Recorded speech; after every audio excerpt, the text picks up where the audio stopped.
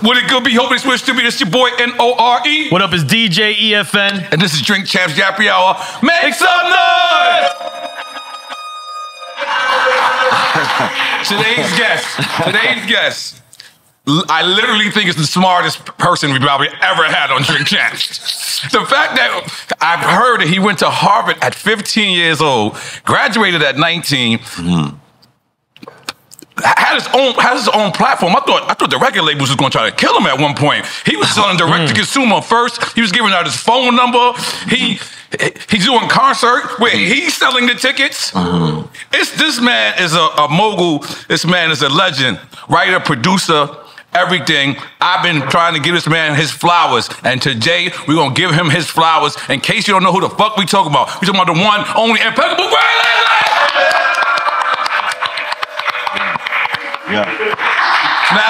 Now, I thrive in dumb rooms. Don't say that, man. I play that role good. Are you uncomfortable around other scholars or other, like, you know, what is that, Ivy League school? Or what do you high prefer? IQ rooms? Nah, I feel like I can move in really any type of room. Any room? Yeah. Okay. And to be honest, like, when I first got on Harvard's campus, it was a little, you know, it took some getting used to, just being of color. And you don't roll. And no, you don't roll. And then also being as young as I was, you know. 15 for real? Super young. Must have been intimidating. Yeah. So you learn very early on to just sort of move in any type of room. But I really got to give it to my father, man. Right. When I was coming up, you know, my parents are from the Caribbean islands. Okay. And they worked their whole lives in the Salvation Army. And so they knew that they weren't going to have really, you know, all kinds of wealth stacked up because they sacrificed wealth in the service of others. I mean, still to this day, my mother, you know, going to build hospitals in India, try to retire her, and that's what she wants to do. So my father very early on decided, hey, we immigrated to the United States. I want my kids to be set up, and I know the way to get there, or the only way he knew was... Came to D.C., right? Yeah, okay, continue. And the only way to really get there, in his opinion, was through education. So he didn't want me going to just any old schools. Anytime we got to a new city, he said, look, let's go find the top tier private school. And then he would go in and he would advocate, hey, I'm a servant of the community. Can you take care of my kids? Can you let my kids in? Because I was wondering, how would they afford the private schools? We're not doing the tuition, but we do service in the community. Can y'all, you know, make an accommodation for our kids? But he also said, look, we ain't just doing the private school, because he was still running the Boys and Girls Club as well. So I had to move in both circles. We would go to private school and then go get my tail beat on the basketball court at the Boys and Girls Club in Richmond, Virginia. You know what I'm saying? So I think the other piece of it, though, as well, is in terms of service to others, you never realize the stories and the backstories of folks who are in those homeless shelters, who are in those places. They didn't just, you know, they weren't homeless their whole lives, so they have backstories as well. And you have to sort of learn how to be empathetic in any room. And it really doesn't matter. Like, I think on a human level, everyone is going through something. For sure. You know what I'm saying? So if you can connect on a human level, whether you're with venture capitalists in Silicon Valley or artists, you know, you talk about a heartbeat, and they gonna automatically tell you, you know what I'm saying, somebody that did them wrong or crossed them, etc. And there's always a line of communication that you can connect with somebody on a human level. Have you ever had a bad day?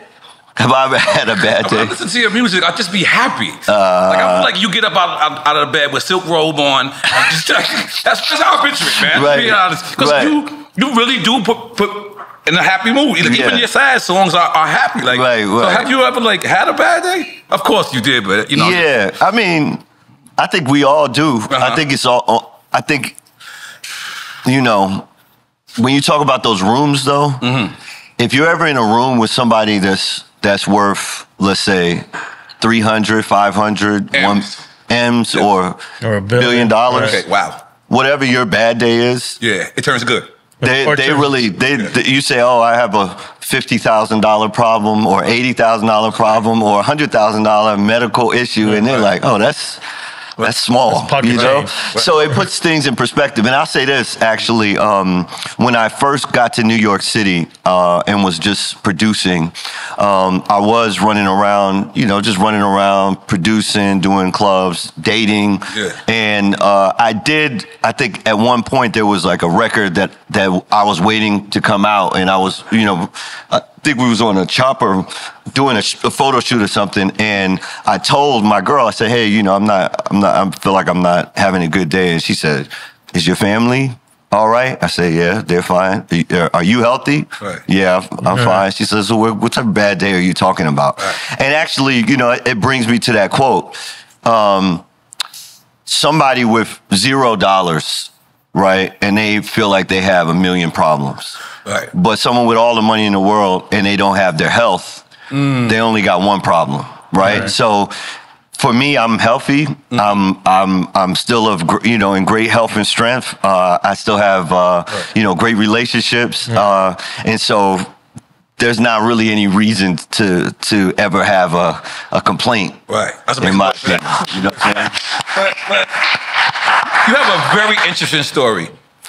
First off, like you said, we went to Harvard, and most people go to Harvard and they get away from the music industry. You went to Harvard and you went towards the music industry. Did you feel like you was moving backwards at one point?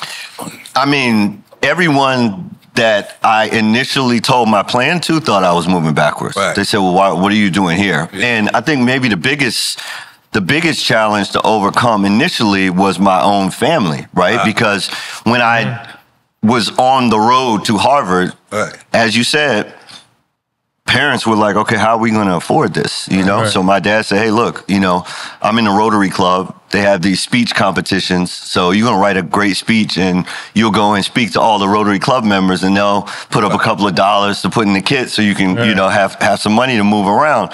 And so I wrote a speech about how I wanted to be a neurosurgeon. So that was very inspirational. You know, my dad was so proud of it. I was pre-med my first year at Harvard.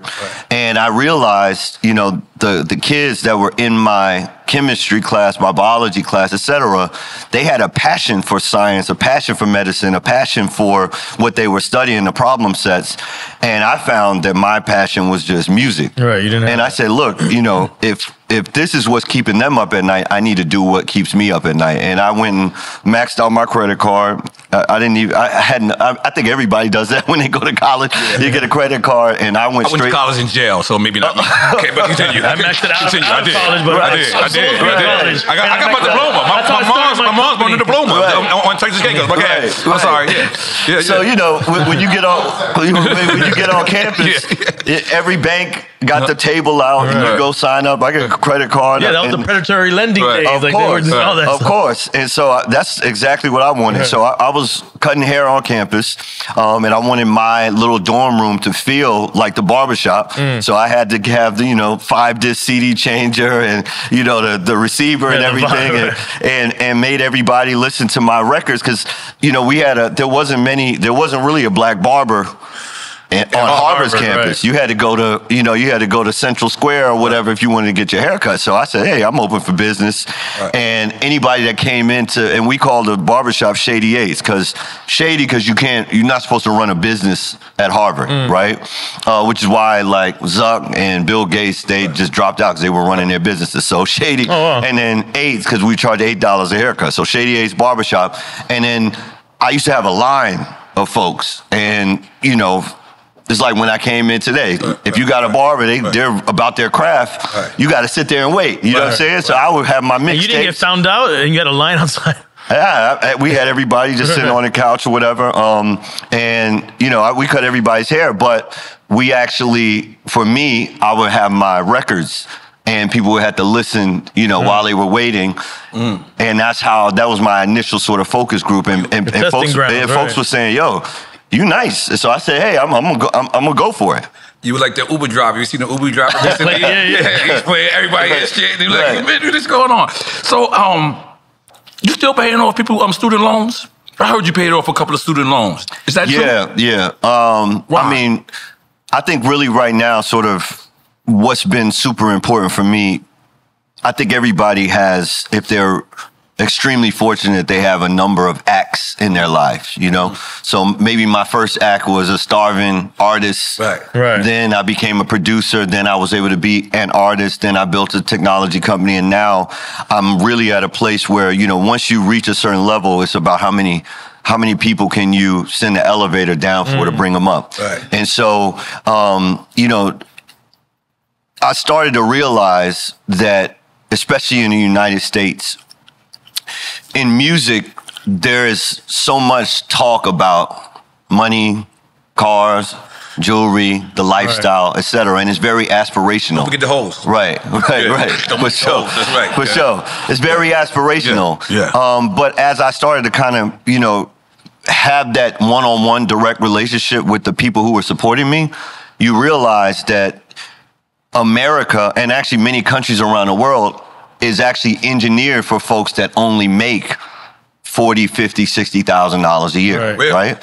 And so to be able to educate folks, you know, sometimes you could, you know, give them a check, but give them a check is like, totally different than teaching them how to fish, how to navigate finances, how to navigate the financial markets, how somebody who's a postal worker can retire a multimillionaire if they know how to put their money, you know, and put it to work the right way. So I would say that's the act that I'm in now, is, you know, when you start thinking about legacy, it's about how many families, how many people can you touch.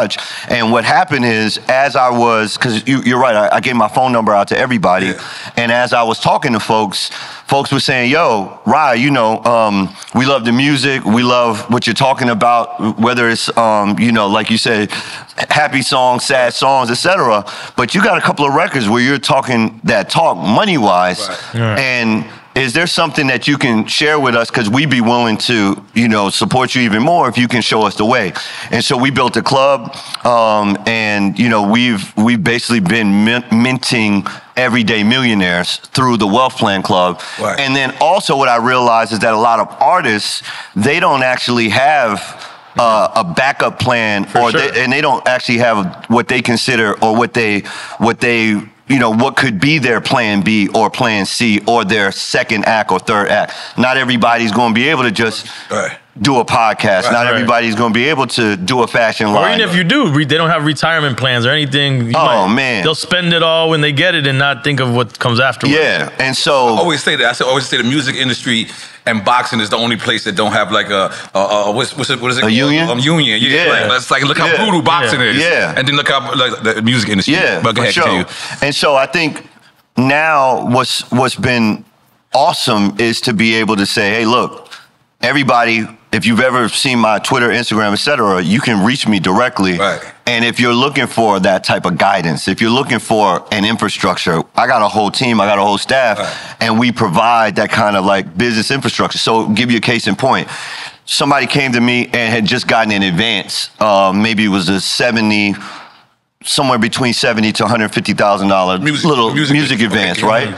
And basically, the first thing, especially young artists want to do is when they get that money, they say, hey, I want to put my mom on payroll, right? And that's great. You should. You know what I'm saying? But you don't have to actually pay that money. You can actually put that money in a vehicle so the money pays your mom a salary. The interest of that money? The interest of that money? What? Yeah, exactly. So, yeah, for sure. So let's just say, for example, right? You get let's just say, for example, you get $100,000 advance, right? Currently, there are vehicles, and we help artists structure those vehicles where you can earn 4% per month. It's not a crazy amount, but if you were going to put your mom on payroll at $4,000 a month, yo, mom, here's a debit card, here's a credit card, you got a $4,000 balance every single month. That 100 earning 4% per month is going to pay her for the rest of her life, and that 100 never walks down. Right? So the 100 never walks down. The 100 is just sitting there. It's throwing off the 4. It's throwing off the 4. It's throwing off the 4. Mom is set for the rest of her life. And you actually did something smart with your money as opposed to saying, hey, I'm going to put my mom on payroll and pay her the 4. Because if you pay her the 4 in 12 months, now you only got 50,000 left. Then you pay her the 4 again in 2 years. Now you got 0. Where if you put it in the right type of instrument, then the instrument will pay her. And then what's dope about it is once we start unlocking that for artists, right, they have an incentive because now they understand where the money, when the money comes in, they want to put it in these kinds of vehicles, right? What's a vehicle like that, for example? Like high-yielding bank account, like savings accounts? Yeah, or a CD, I don't know. I'm not a financial advisor. I'm not going to call out stuff because people have to really do their own research. There's a lot of different ways. But there are vehicles, and that's what we work on now, because like I said, I could, I always think of my life in terms of how can I be most of service. So when I first came in the game, somebody had to sit me down because when I first came in the game, obviously at 20, when I first moved to New York, 22, 23, I want to be the star. I want to be I'm in the offices dancing around. We were actually shopping the artists, but I'm the one, dancing around in the office and everything. And somebody had to really pull me to the side and say, yo, Rod, listen, if you really want to be of service and you want to be valuable, yeah, of course, you need to put the creativity and energy that you have in these offices, but put that energy towards the projects that folks already have invested money in. So one of the first records that I actually placed was New Edition, Hot Tonight. So there's a record called Hot Tonight on New Edition. And so that was a record that I had actually written. I said, yo, this is going to be my song. It's going to be my single. But when I came to New York and played it, New Edition had just gotten signed. And they say, yo, this is going to be the first single for New Edition. So it's about being of service. So making that sacrifice sometimes will open the window, open the door to relationships, to opportunities, because people know, hey, look, this is somebody I can go to who's if we need that single, we can go get one. You know what I'm saying? And then what happened is that opened the door. Then Fab need a single. Yo, you be killing them. Red Cafe need a single. Fly Together. You know what I'm saying? And then basically, now I realize, okay, now there's plenty of other producers, right? And I also feel like if you go on YouTube now, every producer that is looking to illustrate their skills, they follow the blueprint that was originated when I was trying to show my skills, right? So I would just be on YouTube, have a camera, this is how I make a beat, etc. Right? If not the first. Early on YouTube, early on Myspace, right? So I realized once you pass the baton and the mantle and the gauntlet is passed to the next generation, where is the way that I can be of service? And then I start realizing when I'm having conversations, even just in this conversation, hold on, there's a financial instrument that does that. I did not know that. Right? I did not know that. And it's not that we haven't been around money. And for me, I didn't learn this in college, but I did have a mentor that actually said, yo, Rod, listen, when you get your check in the music industry, make sure you put a little bit aside here, and here.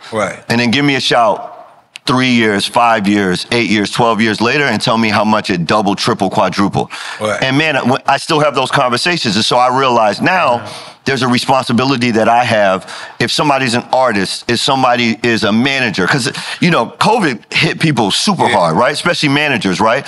Managers were making money based on their artists being able to tour. Once the artists can't tour anymore, where's their income coming from, right? But if they had a little bit saved, they call Ryan. Yo, Ryan, listen, we locked in, we shut out, we can't tour right now. I got a little bit of bread. It need to last me the whole year or, until we get to the other side. And there's also no guarantee that on the other side of whatever the season is, that your artist is going to be hot again, right?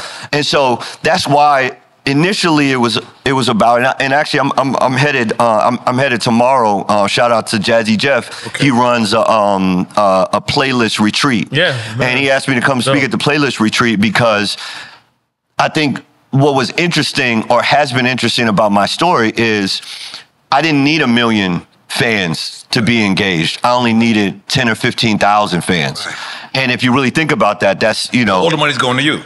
It's all coming to me. And back then, when I was doing it in 2013, and we'll probably talk about this, my laptop had gotten stolen. Yeah, of course. Everybody laptop got stolen. And so at that time, when the laptop actually got stolen, I lost the judgment, right? Because I was running around saying, yo, I got $1 million. So you had to actually go to court? I thought this was. I thought. Yeah, because he refused. You said that because they didn't have your music in it, right? I know you settled. Yeah. And I think you gave him like some of your publishing or something like that. Yeah, just for a short amount of time until it was taken care of. But the blow that was dealt is, and that story is crazy. Yeah, I love it because it was right. It was literally right in federal court down in New York City. So.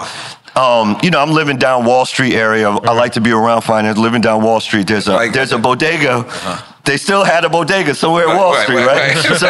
So I went to the bodega. I've been going to this bodega, getting my breakfast. But this day I walked in, and the guy behind the counter was like, "Yo, can I take a picture with you?" I said, "Yeah, I've been coming here." Well, why today is the day for the picture? He said, well, you on the cover of the New York Post today. So I look on the cover of the New York Post, and it has a headline, Rap Weasel, must pay for whatever laptop, because that was the day that the judgment came down. But the crazy part about that story is not just that he wanted to take the picture, but it was actually because when I went to actually pay for my breakfast, it was declined. And I was like, yo, how's this possible? And what I realized is that when you actually have a judgment, that the federal or state government can come in and seize your bank account. Whoa! So literally, I go in. So you didn't know? I didn't know. I went to sleep and woke up the next morning. There was a $2 million hold. They froze your assets. Frozen. So I couldn't even get literally a breakfast sandwich. And he was like, yo, if you take a picture with me, we all good. I said, okay. We good. Yeah, that's hilarious. But that was right around like 2013 or whatever. And so I wanted to make sure that, in a centralized banking system, that's what's possible. The government can come in and just seize your assets. So it wasn't necessarily, because a lot of folks say, well, Ryan, you were early on Bitcoin and you were early on crypto. Necessity is the mother of innovation. So in order for me to feel like I could actually still have control of my finances, I moved everything to decentralized. So all of my tour advances, all of my merch, all of my digital sales, I had taken it off of Spotify, but you got to pay me in Bitcoin. So 2013, we got hundreds and hundreds of payments and transactions in Bitcoin at $125 a coin. Last time you checked, where's the Bitcoin at? Now, I'm not saying this for any other reason, because it wasn't that it was just a genius move. It's almost like if you, and I think if you put good energy out in the world, even if you get a curveball, and even if something happens where, someone else will be like, man, I just got hit for $1 million lawsuit, but they charging interest and my accounts are frozen for $2 million. If you sit down and you have gratefulness for just your ability to still have curiosity and ingenuity, then you're going to have these ideas and opportunities. And as long as your lines of communication are open as well. That's one thing I've always wanted to make sure is, look, anybody who wants to reach me, textryan.com. You can go leave your number in that website and I will text you back. Now I got 100,000 plus people in my phone, but that's why I had to build a software so that I could manage all of it. But in those times, Superphone. But in those times where people actually, they feel like they want to be of service or of help, you're not unreachable, and I find a lot of times when people going through something that's tough, they want to sort of retract from their friends or fan base, etc., not realizing that I think the default human impulse is to be helpful. You know what I'm saying? The default human impulse is to be helpful. So when I actually, was going through that, somebody was like, yo, man, why don't you look at this Bitcoin thing? A way was shown. You know what I'm saying? And that way made a serious way. You know what I'm saying? And so I think that's really what my real crusade and purpose is now. And I'm setting up different infrastructures so that I can actually handle all the inbound, because I think, we're in Miami, but I think, Miami money is a major issue. So anyone that's interested, and I know for sure I can actually understand from the concept of of that feast or famine season that happens in music, right? There's going to be times where you're super hot.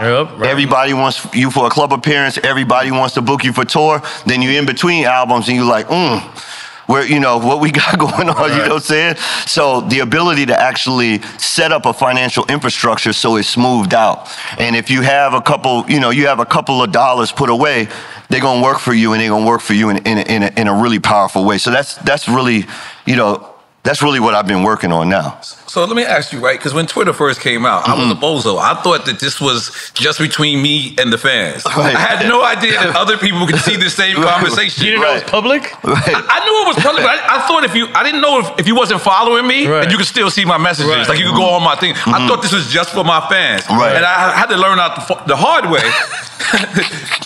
These motherfuckers was just being nosy. So most of these motherfuckers wasn't fans. They were just being nosy. How did you make your super phone? Like, did you know that through Twitter and Myspace? Did you learn that? Because I got caught. I was giving out my phone number and I didn't want to. Like, you know what I'm saying? It was like, it was bad, but yeah, it was bad for me. But I think really where that really was born from is, you know, when we first, and I say we, it was really just me and one of my brothers, Rashid Richmond. Started the company? Yeah. Okay. And basically, you know, he was actually, and he's always been super early.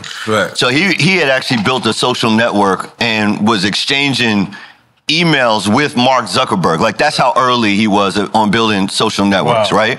And he still, you know, send me the screenshots, etc. So he basically was like, look, Rye, if you check out the MySpace music charts, I want you to check out who's #1 today.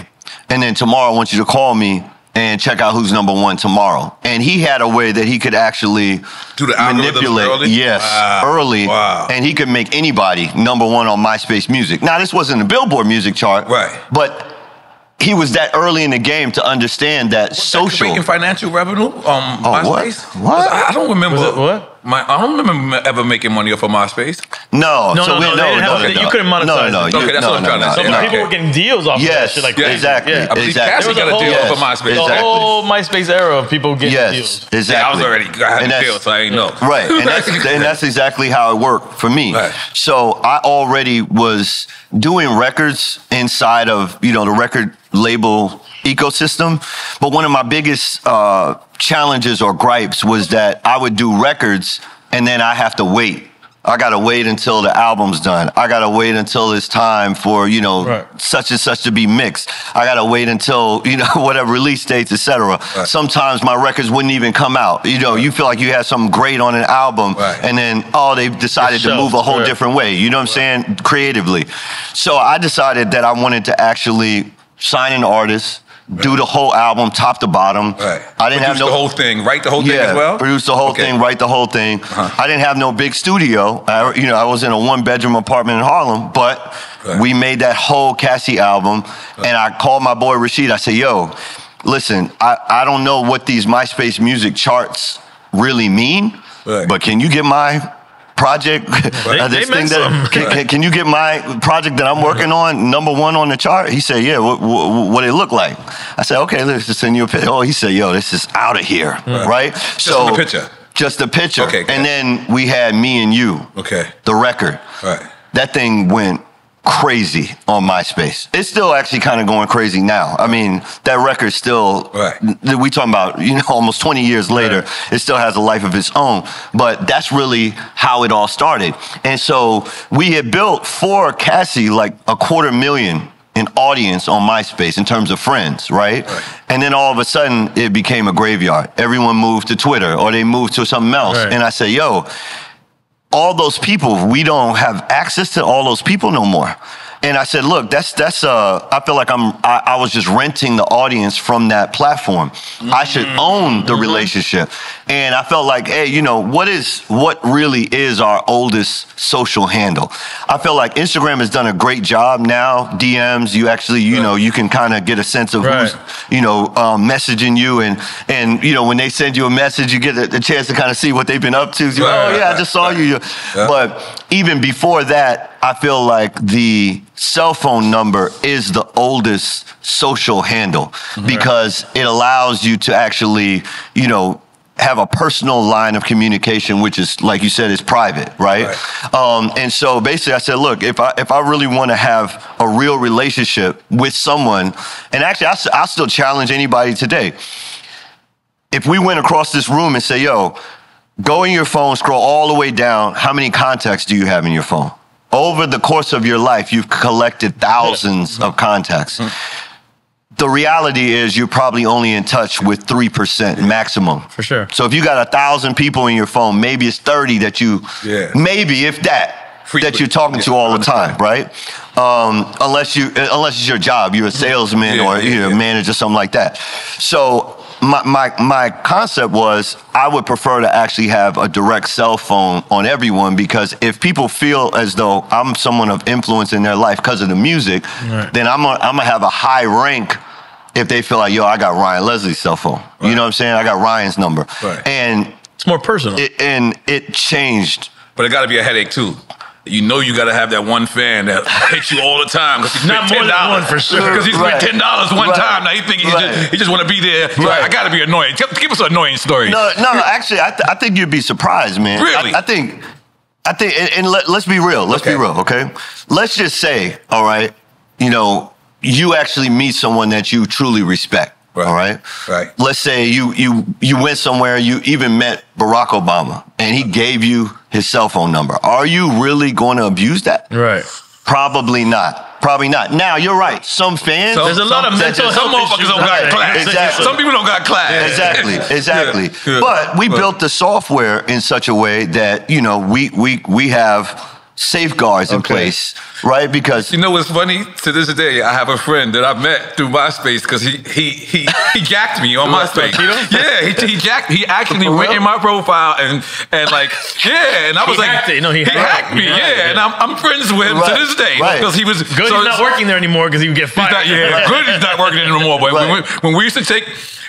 I'm sorry. I'm gonna get sidetracked, but I mean, like if someone made a diss record against me, I would take their whole page. This is back then. He worked there, so he was a super N.O.R.E fan, and we became friends. So you are absolutely right. He could have easily, but if I didn't respond, he could have easily turned into like one of those super fans because like he was telling me records I forgot about doing, and then to this day we're friends. So you are right. And I think he did that because he thought somebody was impersonating you. Yes, that's why he took over the page. So I mean, I haven't really had any crazy. Well, actually, I'm. Let's go there. Okay, I can see it in your face. Let's go there. I do have a crazy. I do have a crazy, and you know what? I honestly believe that this person is mentally ill. So I don't want to, I don't want to put them on blast or whatever. But this person is mentally ill, and they would literally find me on every channel, Twitter, Instagram, Discord, cell phone, everything, and was like, and actually I've had stories where people felt like they were. Someone actually pulled up at our spot in Financial District and was like, yo, you know we're married, right? I say, what you talking about? No, we married. I got the whole certificate and everything, and I sent you money and this and that. And I'm like, yo, this type of stuff is actually happening out here. You know what I'm saying? But I said, look, I'm sorry, miss, but like we're not married. It's wild out You know what I'm saying? It is wild. It is wild. Yeah, oh man. So hold up, okay. Let's one quick time of slime. Oh, first off, before we do quick time of slime, we want you to know our show is about giving people their flowers while they're alive. We wanted to give you your flowers. You are one of the most remarkable people in this world, and we want to let you know. Because I'm going to be honest with you. The first and the fifth person to ever do something is always that risk taker, right? Most of the time, the reward is worth it. But the fact is that you 360 yourself. It's essentially you just think about it. You control your own merch. You control your when I found out that you were selling the tickets direct to your shows, it's smart, but that's a lot of work. So are you physically doing that? Yeah, so the way that we've had to do it, like let's just say we're going to do a venue in New York. The venues have deals with Ticketmaster or whoever the vendors are. So we buy out all the tickets, and then we are our own resellers. So when people come and get the tickets, we can say, yo, the whole venue sold out already. But that's because I can just go, if it's an 800 seater, I'm still doing, theater size seater, 800 seater. Bang, we get all the tickets, and then people text in, and we just send them a QR code. So for laymen, what you're doing is you're buying them from Ticketmaster. Yes. At a wholesale rate or regular? Well, we buy them because we want the stats that we sold out. So you're also buying the stats by buying all the tickets. So now on the books sold out already, and then you could do whatever you want with it through your system. Exactly. Well, let me ask you, how about like states like Miami? Like states like Miami became like a New York. What I mean is they're not impressed by nothing. Right. Like right? Y'all know this. Y'all know how foul y'all are out here. Right. They ain't impressed. They all know this, right? So, but this is like a market. Like if they come out if they want to. What happens if you buy out and then only 50%? Do you lose money? No, we always have. Okay. Our process is a reservation. Okay. So we'll say, hey, look, we're going to do one night only. Right. Miami, for example. Right. And we'll say, hey, look, if you're interested, reserve and tell me how many tickets you want to reserve. Text it. I keep forgetting. So they come in, they fill out a little form. They say, yo, I want 5 tickets. I want 2 VIPs, etc. We already know before we go to the venue. Right. And we might actually say, yo, we need a bigger venue. We got our reservations is crazy right now. Right. You know what I'm saying? Right. And I think that's really, it's nuanced. At the same time, though, it's a very simple, let's call it's just a very simple sort of transition to the information age. Right. If we're in the information age, we should be making decisions based on information, right? Based on information and data. So if you have a means to collect that information and data, then your decisions are just going to be better. Business-wise, you're never going to be holding the bag on anything, right? And so that's the reason why, even if you think about brand new artists that are coming out trying to do merch, now they have just on-demand printing. So you don't have to go buy 70, 90, 100 T-shirts. Right. You just say, hey, look, this is the logo that I want. Right. This is what it looks like. And then through your e-commerce store, they will only print and ship what has been ordered. You know what I'm saying? Right. And so we're getting better and better and better and more efficient at being able to allow creative minds to build enterprise around themselves, and I think I think there's no better time to actually be an entrepreneur than 2024 and beyond. I think a lot of people have an issue processing the analytics of things to understand it the way you might understand. Not everybody has that knowledge to say, okay, this is what these analytics mean, and this is how I equal it to this marketing plan, or execute it this way. Yeah, but I would say this. You're only as good as your crew, right? And if you're the creative in the crew, then you can't say like, yo, I'm going to be the 360 everything. Right. In some cases, maybe you're just like, oh, you have extra hours in the day, and you could do 4 hours of music and 4 hours of data analytics. But you have to think this industry. The creative industry, whether it's film, whether it's podcasts, whether it's YouTube, whether it's influencing, whether it's music, you have so many people that are magnetically attracted to this industry. They want to be around it, but they're not creative. Right. They are the analytical person. They are the management person. They are the operations person. And it's just, once again, I think it's just about putting the bat signal out and saying, look, I want the greatest of the great to be around. If you think what I'm doing is great, I want the greatest of the great around me, and you build that team. Now, when you opened up this site, did you take your music off of Spotify and iTunes? Yes. And now, do you think that same music you put back on your platform? Do you think that helps or hurts you?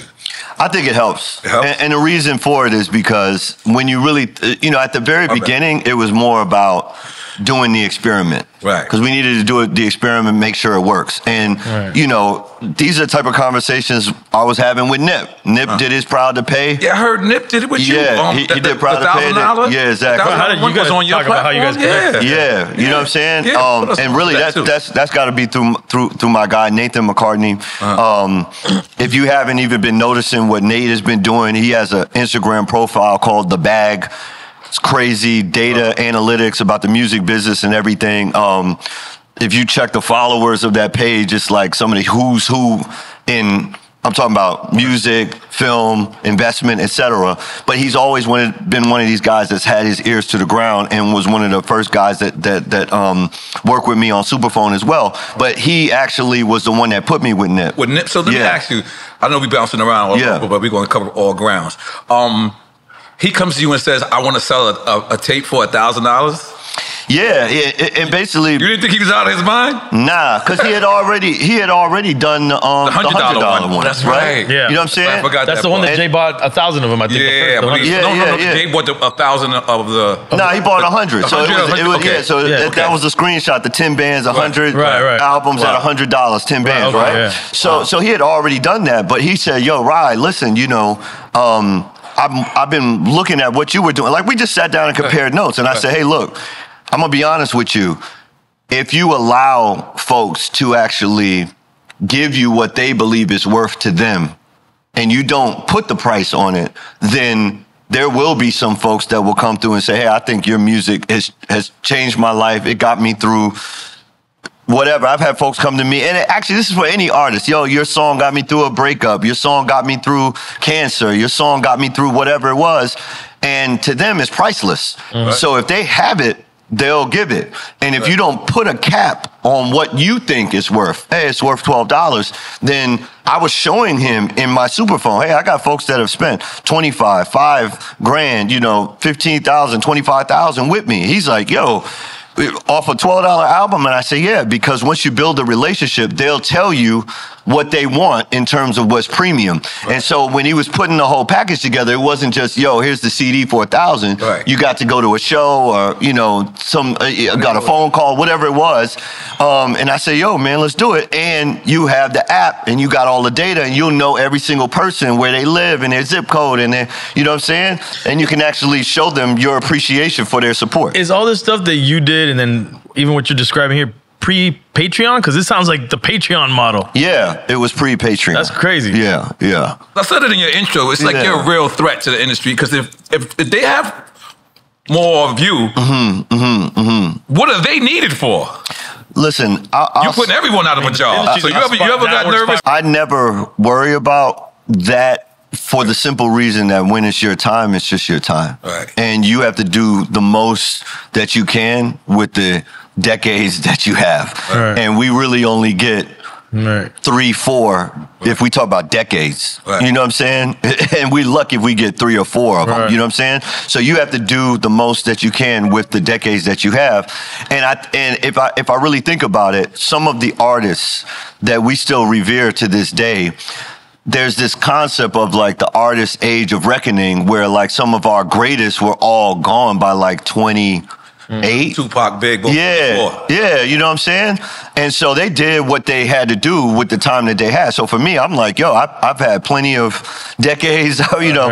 And so if what I'm able to do is plant the seeds, whether it's plant the seeds for, like you said, a Patreon, or you know, any of the Superphone competitors that have come out, right, and clones that have come out, or plant the seeds for the next artist to be able to know what to do with their money, how to do it with their money the right way.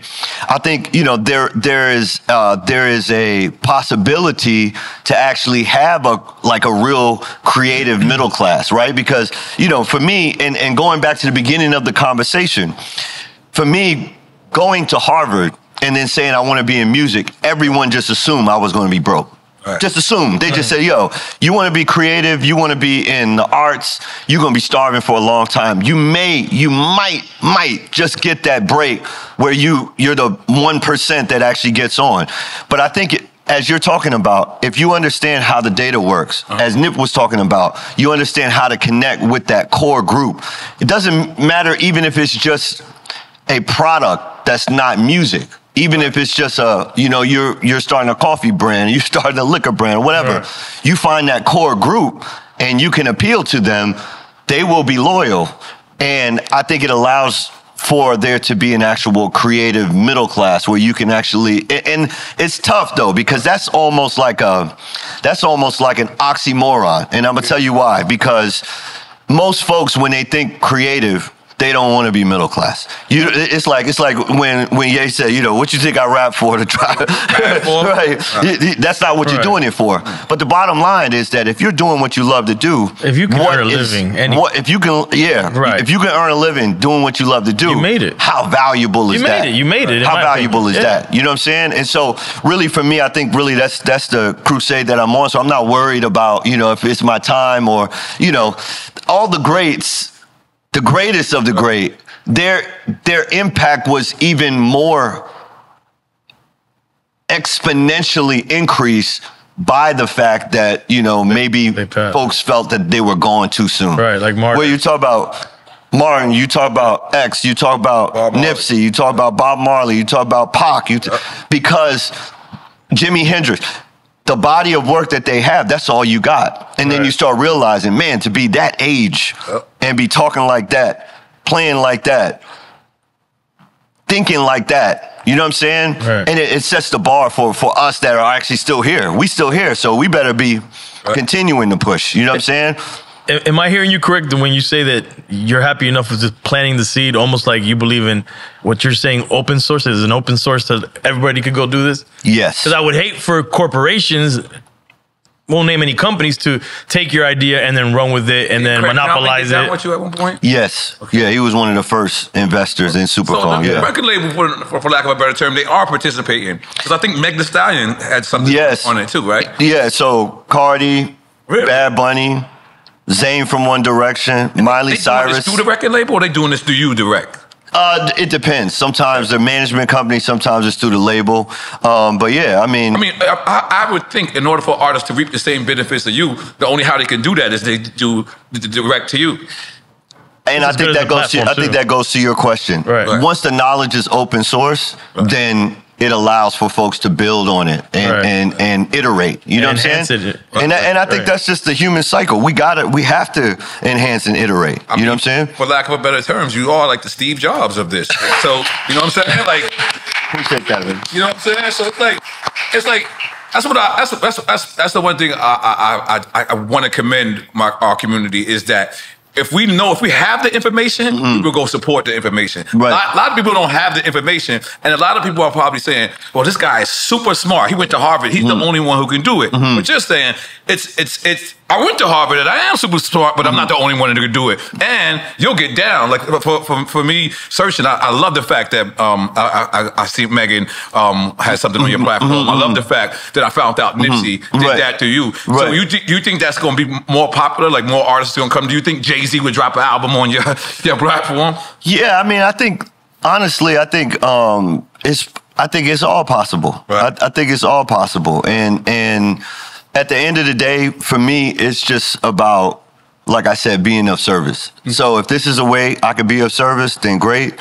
If it's more on the money tip and people want to figure out, hey, I just got my advance, I don't want to mess it up. You know what I'm saying? Right. I could do it that way as well. But I'm in a great place. I'm super blessed. And so, as much as I can give, what I found is the more that I give. Right. And, my parents are religious. So they say, look, the more you give, the more your cup will be filled so that you can give more. You know what I'm saying? So I'm good. I'm good. Karma's a two-way. Yeah. You ever thought the music business would come down to this? Like, because it's like, there's so much disposable music out there. Like in the 90s, in the 2000s, I don't want to sound like that old guy. Oh, in my day, right? But I'm just gonna just to deal with the facts. It felt like music when it was analog. We had to be in the studio together. It felt like the music was better. Does that feel like that? I feel like that. But I'm super. I'm in that world too. Yeah. I listen to Thriller. Right. And I listened to those records. I listened to, and actually one of the folks that really put me onto this was Tommy Mottola.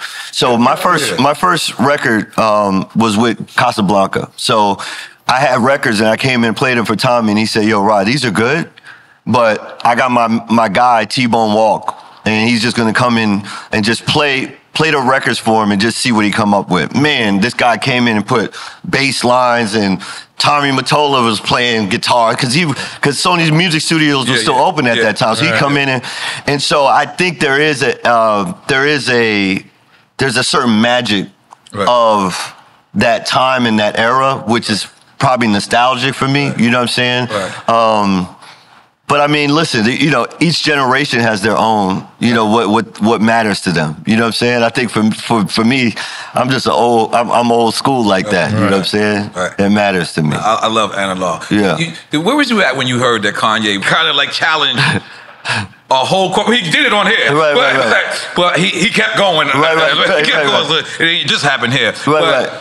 Like that was like, now I'm smarter, right? Now I see that he actually, I didn't know. I was living in history. Now that it's history, it's like, damn, this is the first time you've seen a person, I don't want to even say a black person, I want to say a person, period, challenge a company and then kind of like prove it. Like, not the racist part, but the fact is that they kind of kept selling his sneakers. They kind of like,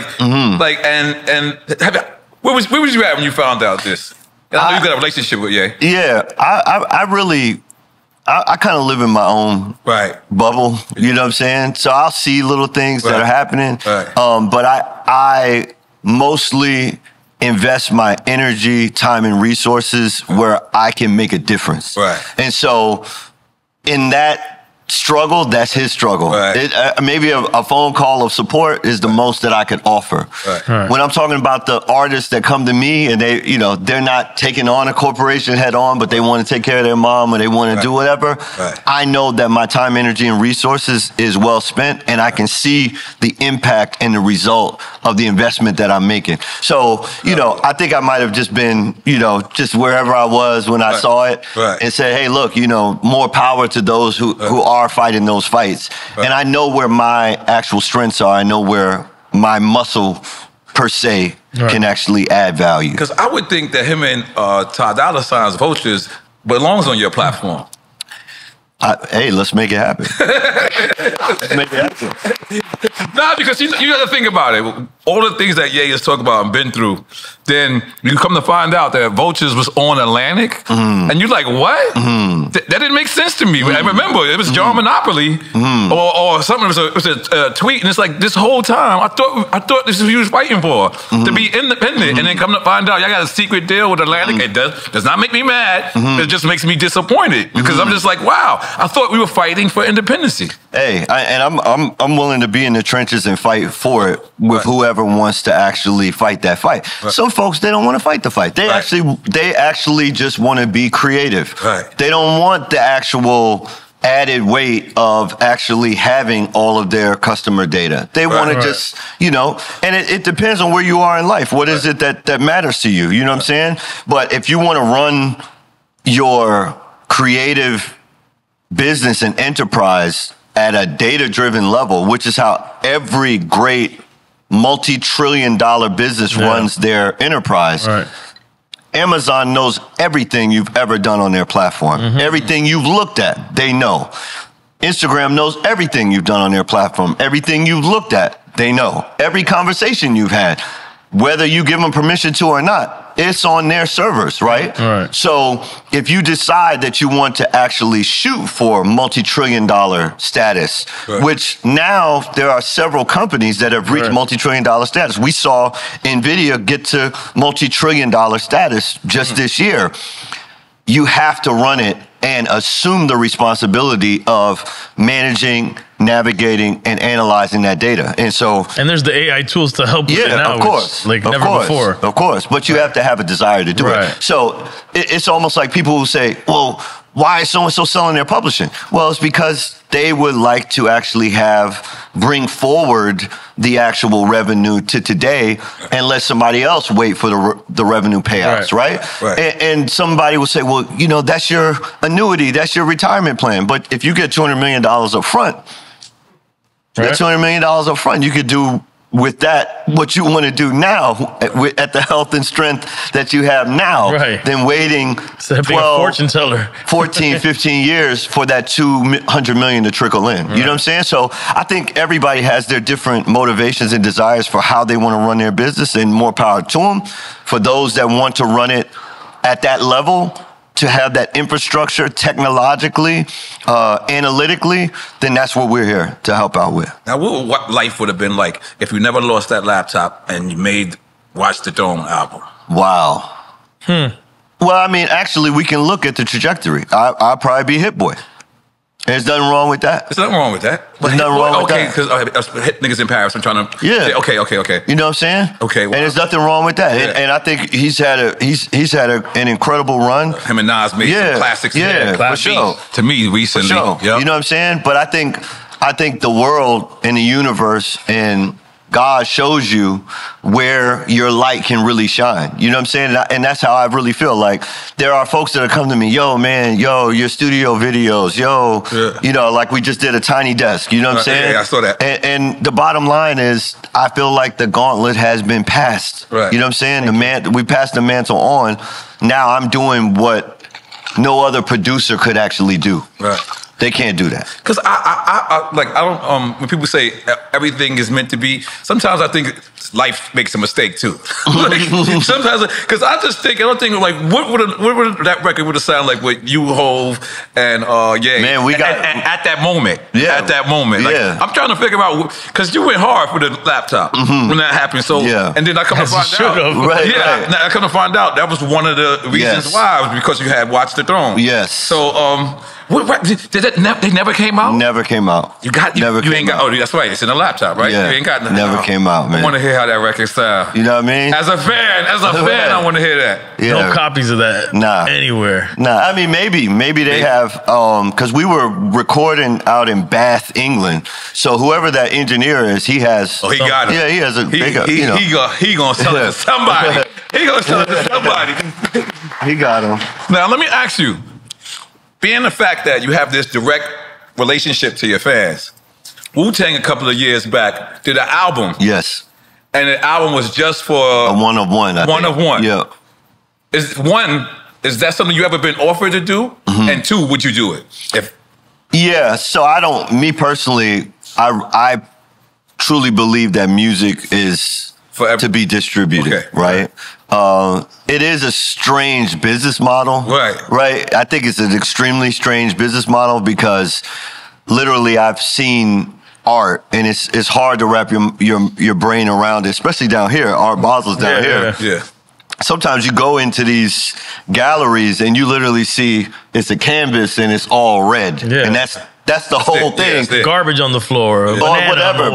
But it's literally someone paid $12 million or $22 million or $100 million for it. You know what I mean? Right. So that doesn't exist in music. You know what I'm saying? I think Wu-Tang was at least shooting for that. But I think the difference with music is that it's created so that many can enjoy it. You know what I'm saying? You're right about that. I go to Art Basel every year. I haven't seen a painting I like yet. I have not seen one. The ones we like are on the walls outside. Like, and you know what it is? It's in the eye of the beholder. Like, it's not meant for me. This is not for me. I'm here for the event. I'm here to talk and kiss babies. But there's some scam in it too. There's not. But I ain't fall for it. It's an incredible vehicle for ultra high net worth people. There's people using that as a vehicle. Yes, exactly. Right. Absolutely. Absolutely. So we want to do quick time with Slime? Let's go. Let's go. Oh, one thing, when we talk about the number thing, we can't forget, we got to shout out Mike Jones. He was doing the number thing. Yeah. You know, in Texas, it's hella indie, so he was on to something. You know yes, he was. I always thought y'all wasn't giving out your real numbers. This is your real number. Real number. Really? Oh, okay. Yeah. Okay. All right, what we doing here? All right, guys. Yeah. So do you want to get a designated drinker? Oh, yeah, because you ain't drinking. Okay. Look. Hold on, before we go on. This is certain thing that I love about having this job. One is to see if the guest is drinking and what they are drinking. Right. And we always bet, if they're going to be on time or not. Okay. I lost to you today. You came at 4:04. I was like, he's going to be here early. Right. And then the other thing that was very impressive. Oh, man. Yeah, I bet on you I lost. Don't worry about it. It's only 4 minutes. We had to circle the block. We actually were here. Okay. All right, yeah, but you got to be in there. Okay. We bet on you. He's on time. He's on time. He's on time. But I thought when we did this that you was going to have, like, it's always someone say, this is off the table and you can't ask that. I thought you was going to, I almost bet that you was going to say, this is off the table, this is that. And when I found out that you did not say none of that, I was like, wow, this guy's about that life. So that's all. Absolutely, You'll be surprised of shit we go through. And people, Right. 2 minutes before, they'll be like, hey. As many of y'all know, Drink Champs wants to give flowers while people are here to receive them. Giving flowers and celebrating our legends while they can still smell them. We have partnered with What the Flower to create this movement where everyone can give flowers to the legends in their lives. You can now order a custom flower box for the someone you want to show appreciation to by visiting www.wtflowers.com and place your orders now. That's hard as fuck. Go ahead, you want to go first? Well, we want to get him a designated driver. Oh, yeah, designated drinker. Yeah. Hey, can you explain the segment? Yeah, so we're going to give you 2 names, 2 places, 2 things. And this is really just to bring up people, places, and things for stories. Okay, bet. It's no criteria. It's not a diss to anybody. Okay. And you pick one, and nobody drinks. If you pick one, nobody drinks. But if you say both or neither of them, like you don't really want to answer it, then we all drink. The table drinks. Okay. So if you have a designated drinker, I ain't gonna lie. Oh, my fault? Okay, Yo, I ain't gonna lie. You look like you got drunk a lot of nights on Malibu. That chain says Malibu drunker. Yeah. Okay. So please, any stories that come up with anybody, we're not trying to diss anybody. It's all love for everybody we mentioned. Yep. Yeah, he can be right there. Yep. You be on the side of him. Okay, bet. You said that's your barber? Mike Falb. Oh, Mike Falb. Okay. I'm about to say, that's kind of weird. The barber, you want to drink? All right, cool. My bad. You ready? Yes. Kanye or Pharrell? Whatever criteria you want. You said story? I got to tell a story? No. You can pick one. The game is you pick one or none. Yeah. Oh, I pick one or none? You can say both, none, or you pick. And if you pick, we don't drink. Yeah. Right. If you pick one, we don't. But if I want everybody to drink, I say both? Yeah. Both or neither. He's too smart. He caught on too fast. But we're saying if you got stories with anybody, this is really just to bring up names, places, and people. You know working for Pharrell, right? Yeah, both. Okay, both. He got a shot. Yeah. Salud. Ryan, you better not. Right. What are you guys, tequila? And baby shots, because it'll go. It'll go. Okay. Tequila? Oh, yeah. I don't like vodka. Oh, shit. Yeah, get the tequila. Matt De Leon.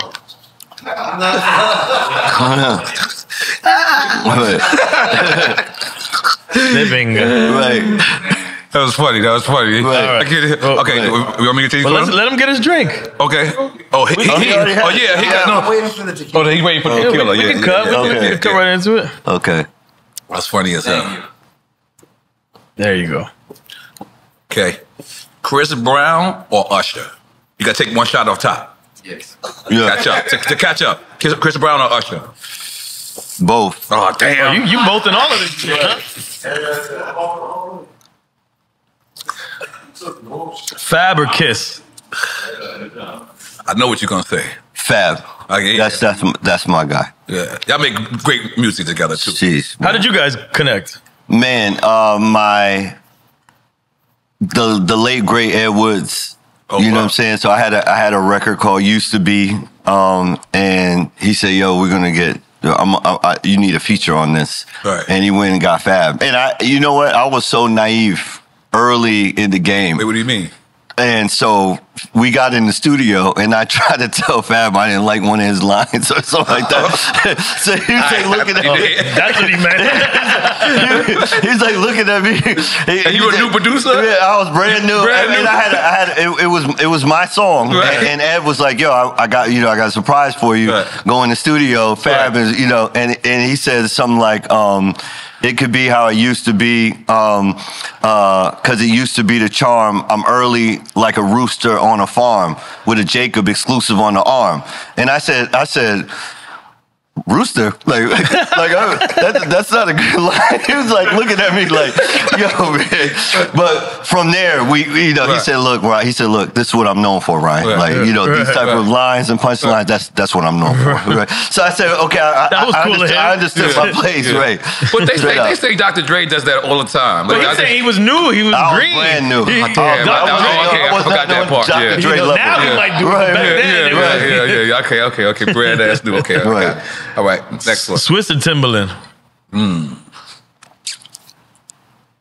Swizz. Okay. You worked more of a Swiss, right? I've actually never met Timbo. Never met Timberland? Never met Timbo. Oh, man, really? I mean, talk about a super huge student, but never met Timbo. Wow. Hopefully that changes after this. Yeah, for sure. Primo or P-Rock?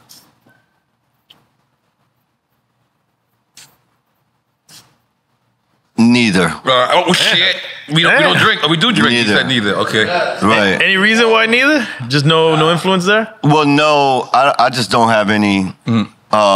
I don't have any. You're saying I don't have a story, right? No, it's not. It's too late to drink. It's too late. No, it's not about having. It's just any criteria to if you pick somebody. It could be anything. Yeah. It doesn't have to be a story. We just say if you have a story. He's just so smart. He just overthinking.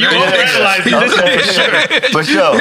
So okay, so if we go back to that, what's pineapples and it's too late. You made us drink already. Right. No, okay, all right. Yeah. People will be like, damn, he don't like Primo and P-Rock. You got it? Yeah. Johnny Gill or Ralph Tresvant? Both. I thought you were going to say Ralph Tresvant. Both. Cool. I mean, I did that. I did the New Edition record. That's right. That's right. So, they both New Edition. That's right. Well, I don't know where you're going to go with this. Ooh, this is a good one. Michael Jackson or Prince? And if you got a story with either, please share. No. We got to go both. Yeah. Well. You give the neither look like. No, we got to go both on that. Yeah, that's hilarious. Good. Take the next Are you going to have this under the table? Any story with MJ or Prince?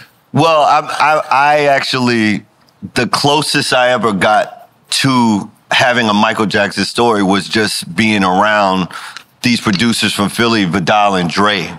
And they've been working with Floetry. And I remember being in a studio session and they were playing the Butterflies record that Marsha had written for Mike. And I was just like, yo. And I think they had his vocals and it was... That's the closest you've been to him? That's the closest to an actual story. And then I think the VMAs one year, I actually was able to ask Quincy Jones, because he was backstage at the VMAs, so I was able to ask him a question, just about that. But that's the closest I've ever been. But in terms of just Prince in general, that's a whole nother level in terms of musicianship and independence. What he was striving for. And also when you think about it, the legend is that he was 16 years old, and he went in the studio and he didn't have a demo.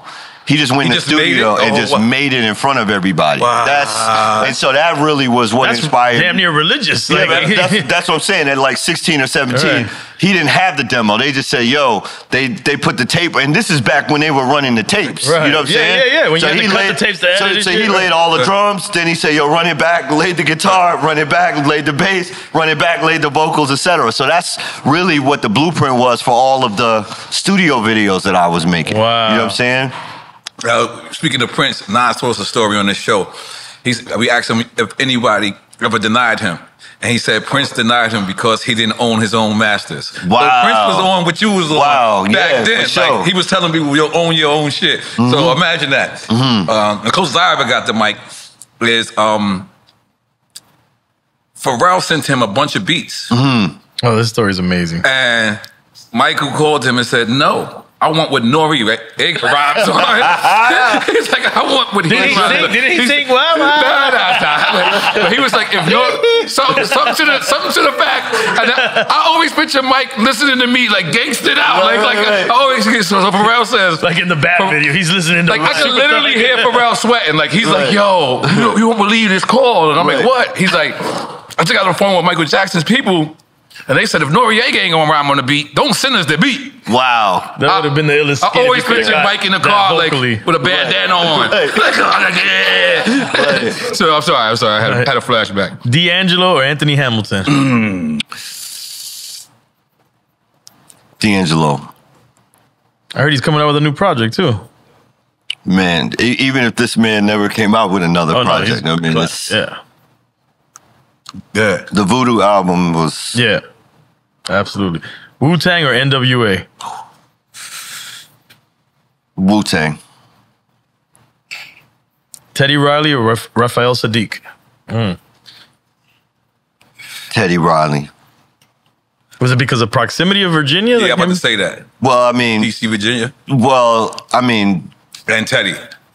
First of all, just He made Teddy Right Riley. Shaker. Right. So Blackstreet, Guy. Yeah. And then if you talk about Pharrell, Timbo, they came out of there. Devontae That's like a Swing. lineage Yeah, there. Yeah, right. I mean, and Devontae and Jodeci, literally, I was studying everything those guys did. Right. You know. So, Jodeci and they was all crazy. said Teddy was the godfather, basically. Now, this is what I don't know where you're going to go with this. This could go either way. I could bet on your answer, but I'm going to lose because you've been shocking me all day. And give us a story if you got one. Yeah. Quincy Jones or Dr. Dre? The R&B is pulling you one way and the hip-hop is pulling you the other. Dre. Wow. Did not know I that. did not expect that. I Right. thought you would have guessed Quincy. No, and the only reason is Please. In the Club beat was the beat that I felt like I modeled my entire career Really? off of just the beat itself. Because basically, like even right now I could go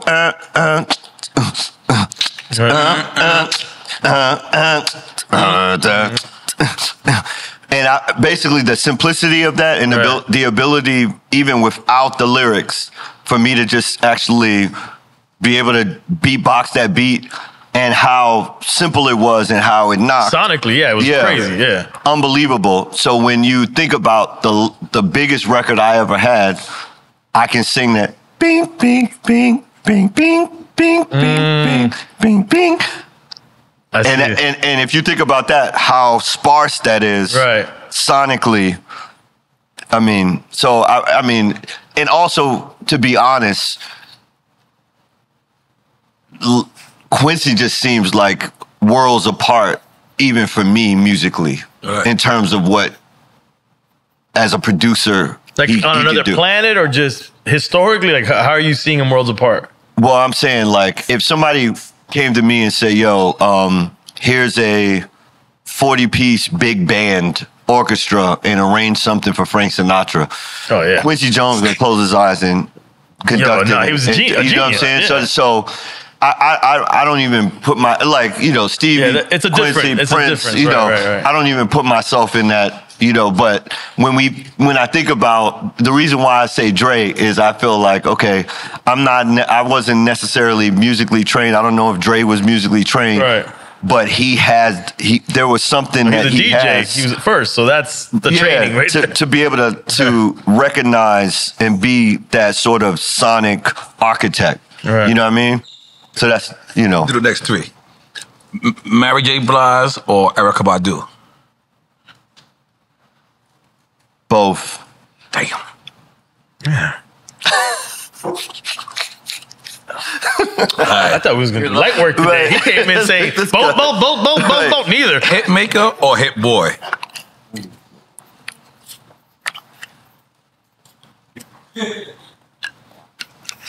Don't look at me. Neither. I don't. Jesus. Okay. No stories with either one. No stories. And remember, it's not the story thing. Yeah, but we're gonna go on this with stories. That's your criteria. That's his criteria. Okay. I like it. But let's make that clear. Right. It's not dissing. That's your criteria, Right. No stories.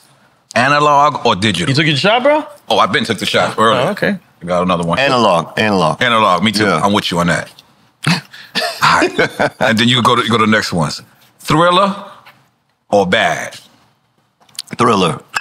Easy. Tell you was a Thriller type of dude. Thriller. How can you tell that? I want to know. I don't know. What do you see in him? I can feel like he had the jacket at one point, white gloves, all that. Right. You come across like that, like in a good way.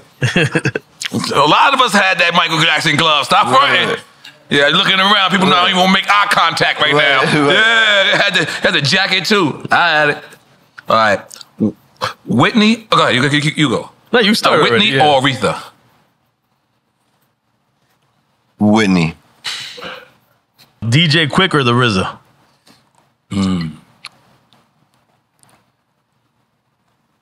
Neither. Okay, fuck. You're neither. Yeah, I'm not used to it. Yeah, man. I'm not used to either. I'm used to both. Everyone's used to both. Right. Tupac or DMX?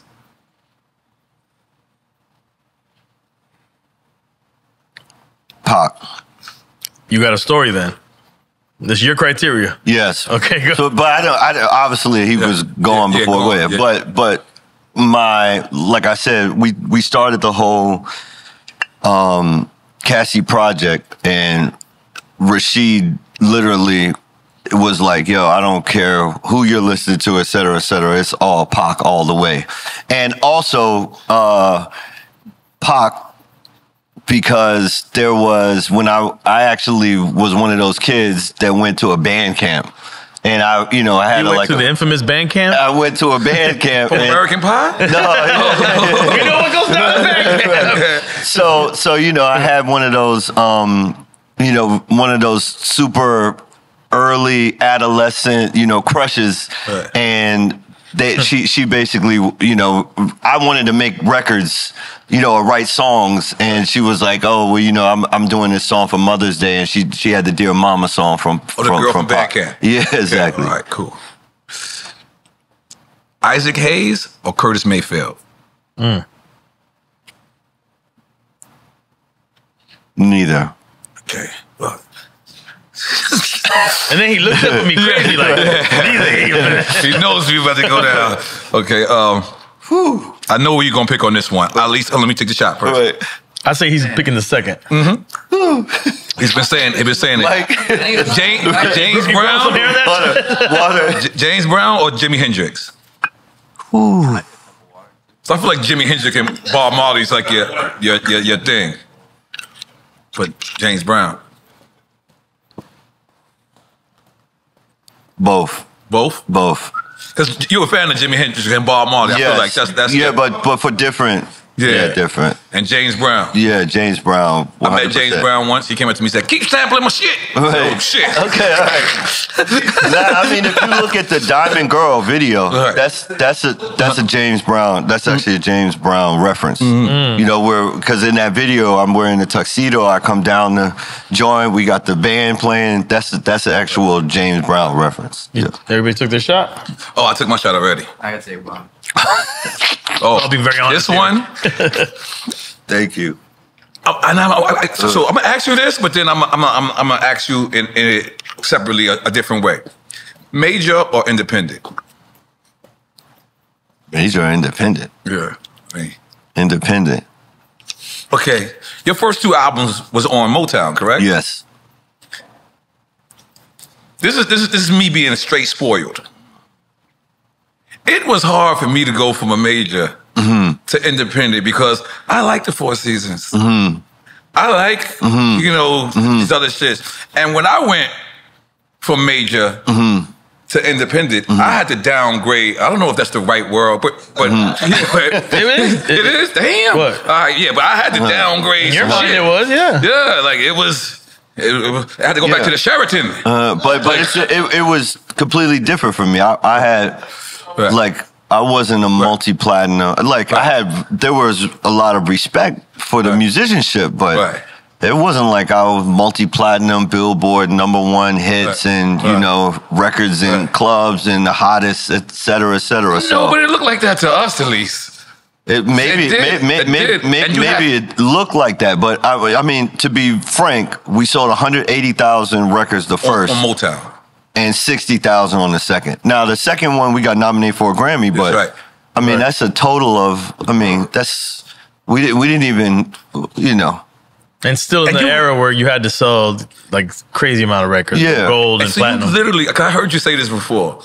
But you literally made more money for your independent albums than you did. Now, is it entirety? How about the tours?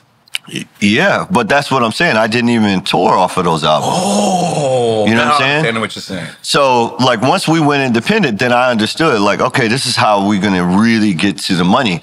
Because that's, I think, what's so opaque. It's very opaque when you're a major label. You're at the major label, things are paid for, studios paid for, advances paid for, travel is paid for, etc. But then once the sales come in, unless you reach a certain amount, you got to wait till your next album budget opens up before you get paid again. It's a bank loan. Because I think you had an 80-20 your first deal or something like that. Something like that. And that's what I'm saying. It's just like, for me, I don't like that opacity. I want to have full transparency. I don't know what that word means. Say that again. Opacity? Yes, I want. Yeah, it's opaque. What does that mean? Okay, opacity. I gotta use it. You know. So I want full transparency. Right. And so that was quote unquote none of my business. You know, how much did they make? You know, and so that's why I really wanted to go independent, because I was like, yo, if we sold 180,000 records the first time, how did I only sell? We're in the information age. How did I only sell 60,000 the second time? We should just email everybody who bought the first. Is that just U.S. sales? Because they could have did that, and like you said, they didn't give you the information. So maybe you sold, because we was hearing the records everywhere. So we had to, maybe they... I truly believe, man, I think that the records were favorites amongst artists. Okay, wow. So if artists were sending around, yo, you heard Ryan's joint, etc., they were favorites. But when I went to Germany, I was not on the radio in Germany. Everything was on little mixtapes. People were spinning it in clubs, etc.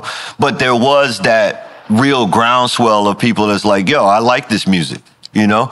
I remember me asking for like accounting and things like that, and they telling me, the record label was saying, "Oh yeah, we spent 500 grand in Japan, and we spent 250,000 in Dusseldorf, Germany, and we spent this and only in Dusseldorf, Joe. Right. You know Dusseldorf is my favorite place. That's the only place You know Dusseldorf. I go to Hamburg, Frankfurt, all that. You know Berlin and all that. You know, I've been around quite some time. But what I'm trying to say is, when they did that to me, I couldn't. Like, it was, I don't know, I don't want to say it wasn't ordered in back then. Yes. I just didn't know about it. Right. There was no way for me to, there was no Instagram. So if they said they had a poster of me in Japan, I had to just take it. We know now that they were scamming everybody that way. Right. Yeah, for real? Yes, the marketing budgets were all, they were siphoning money like a motherfucker. This is proven that I got caught. But this is why you love the majors, because the era that you were in was when the record labels were flush with cash. So they didn't make you pay back. They would be like, cool, they would let you off your cut. It's still flush with cash, though. Let's not get it twisted. It was crazier back then. The record off of CDs, I love those margins back then. I love this. Me and him argue all the time because he's a super independent guy. Which I just think that independent, if you want to go to major, be independent first so you can leverage and have a better deal. Oh, no. With the machine. You know see, I feel the opposite. And you tell me. I feel like you should go major first. Let them spend that budget on you, because they can't never take back your fame. Yes. It's not like that now. In his era, it was. Now, they're accounting for every penny. I'm not a dinosaur, man. Like, what do you mean? It wasn't 900 years ago. But in the terms of the record business, it was. Yeah. What I'm saying, though, is I agree. If somebody else is going to spend the money to make you famous, and then you can actually leverage that and make sure you do it the right way. And you can come out whole. Yes. But now, a lot of these artists aren't coming out whole. They're stuck in that now. And these deals. I don't know what you mean. What, they're stuck, so they spend the money. They haven't recouped. They can't. You talking about stuck with the record label? Back then, you could not recoup, and they were doing well. The labels, they could have liked you as an artist. Be like, cool, yeah, no problem, and we'll let you out your deal. Or let this person buy you out your deal. Like, they were making deals left and right. I don't think as N.O.R.E, I never recouped. Capone Noriega, I did.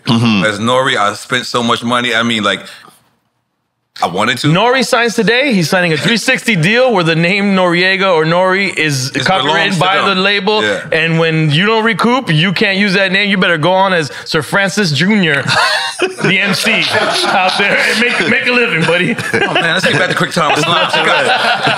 It got spooky. But even though these labels are crumbling as we see them right now, I think the tech companies are the new record labels. And they're the ones winning. I think your idea, period, is a new record label for those that I'm talking about the bad guys. When I say the bad, but imagine we take your concept, right? And now you showing people, you listen, because even when you was dropping independent, it looked like you was major. Oh, because we were watched moving. The Breakfast Club and I seen you acknowledge we were moving that way. Yeah. You know what I'm saying?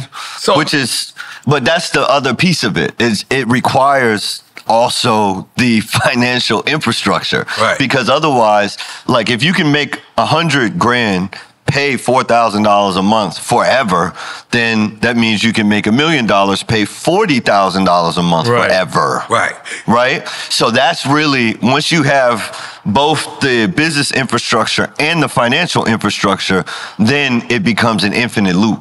And that infinite loop is really what that's really what an artist needs to be able to say, like, you know what, I want to go record my next album in France somewhere. You know, like the Rolling Stones did it. Go to France. Yeah. Let's go. Right. Yeah. All right, so you know what I think? I think you being as smart as you are, right? You having this early idea that's fucking genius. We all know it's genius, and we all know if it works, when it works, how the artist can benefit off of this. Right now, radio is still important, right? I told this to Fat Joe the other day. I was like, yo, if I was to ever drop a record again, you're gonna work my radio. Yeah, for sure. Like him. Like, right, yeah. No, I don't want you to hire somebody, Joe. Yeah, I want you. You know every PD. He's put in 27 to more years. Right. He put in that work. Where Joe has to fight. He did it. I feel like that's the future. Like when the concept that you have, but artists working for other artists, and artists are saying, I always love Violator for that. Violator was like artists managing artists. Yes. Chris Lighty was like an artist. Yeah. And that's where I think this is going. Like, I know it's sounding so minute, but I feel like Fat Joe will be running ahead of the radio department. See how he just dropped the record just now, and the shit just went through everywhere. It was everywhere. Not because he's my friend. This shit was just everywhere. And I'm like, he knows what he's doing. I think eventually we're gonna hire ourselves to do the work on your platform. You think it's gonna go that way? Let me speak it to existence. I would like to see that. That would be dope. What I will say though is, just as you said, there will be other iterations of platforms for folks to actually communicate with their fans. Yeah. Right. I think the money piece is more of an issue. Because the money piece is what people, even like you said, when we started this conversation, you said, oh, I didn't know there was something that could do that, right? And so I feel as though, for me, even moving from music to technology is because I felt like I could serve a wider tranche of the population. Tranche? Just go with it, man. Just go with it. I've been Googling all day. Never mind. Okay. Right.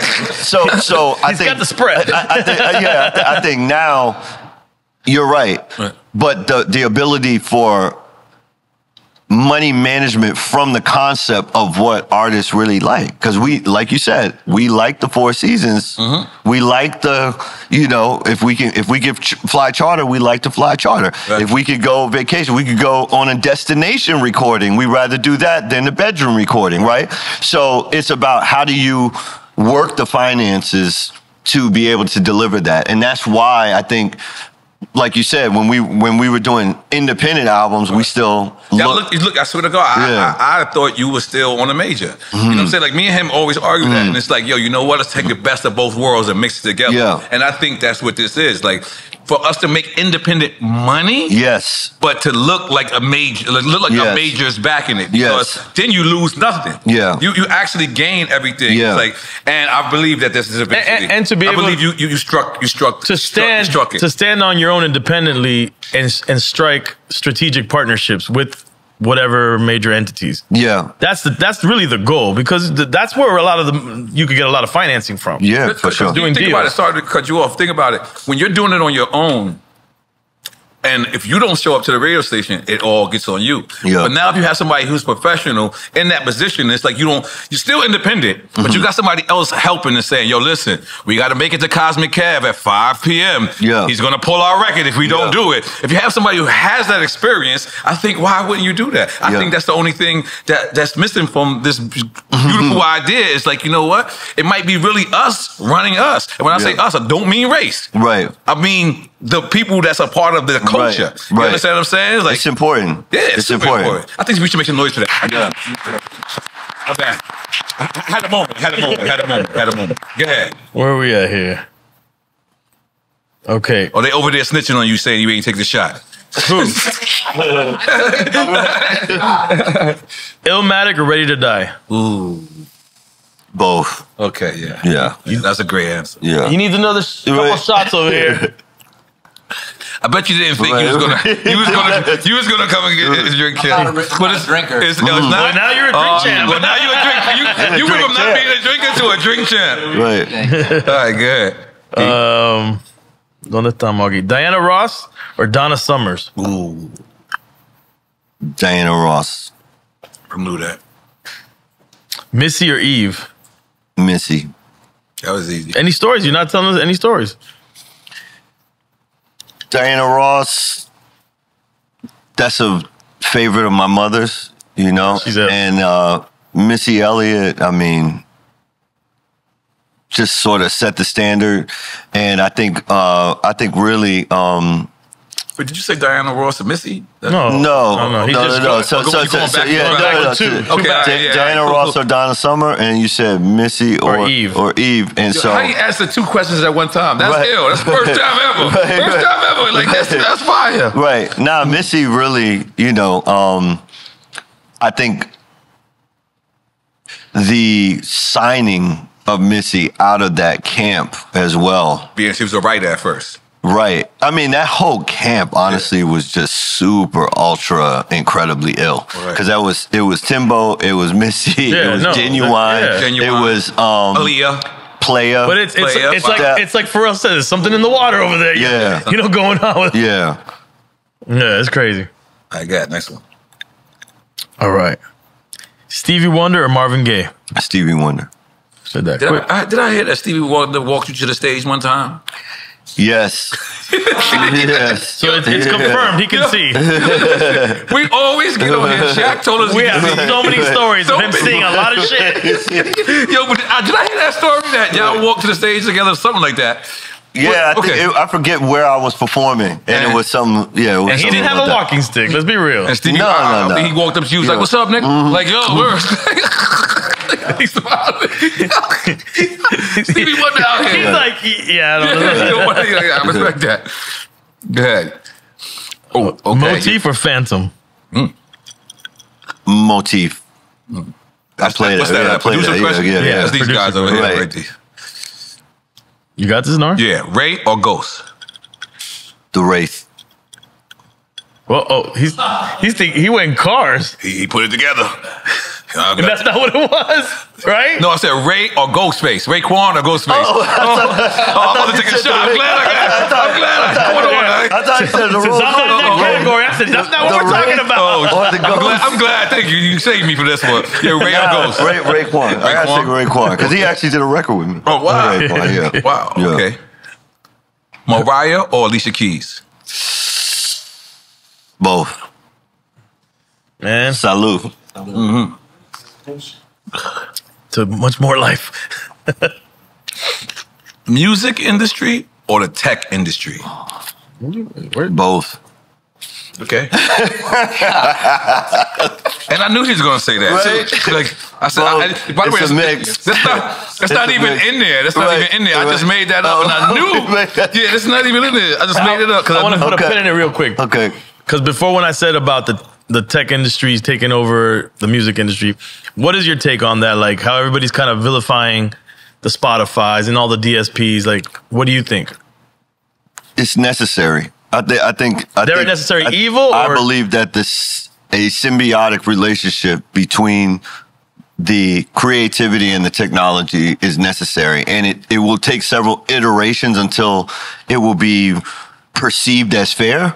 But I believe, like, you know, that there was no other way to go than a Netflix or a Spotify. Right. But do you like it's all the entire library of all recorded music is in my device right now. Well, the library of humanity is in your hand right now. But that's what I'm saying. So it's inevitable, and it's almost like how they might want to vilify AI, but it's inevitable. And so we were just talking about Motif versus Phantom, but when you think or Stevie Wonder, the guy Ray Kurzweil who made the Kurzweil synthesizer, he's a super forward thinker on what's called technological singularity, where you won't be able to tell the difference between a human and a robot at some point. He believes that at some point it's going to converge. And so that's why you have a neural link from Elon Musk or whatever, like he'll put a chip and it's like, okay, you either assimilate or do you at some point there are folks that are going to say, hey, I don't want the chip in my child. But then does that mean that your child is now going to be behind all the other kids that have a chip? right? So at some point, there is going to have to be some sort of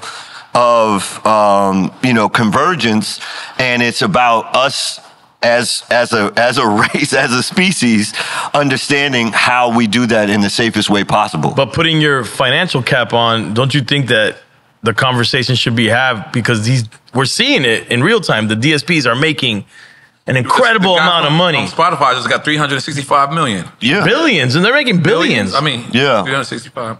Yeah. Off of, because obviously the model is that now anybody could be an artist and feed that model. Yeah. And it generates income, but that's exactly what I'm saying. At some point, through different iterations, we will get to a relationship that's fair and equitable. But in the early stages, he who controls the cash flow controls how the actual pie is divided. You know what I'm saying? Right. And right now, as artists, so you're optimistic that it will pan out. It's inevitable, in my opinion. Like Snoop Dogg, I believe he's the first one that said how unfair these music splits are. Yeah. He's the one at that status, but a lot of people have been saying that. Yeah. I believe he's the first one I saw. Like, no, definitely at that status that was willing to step up.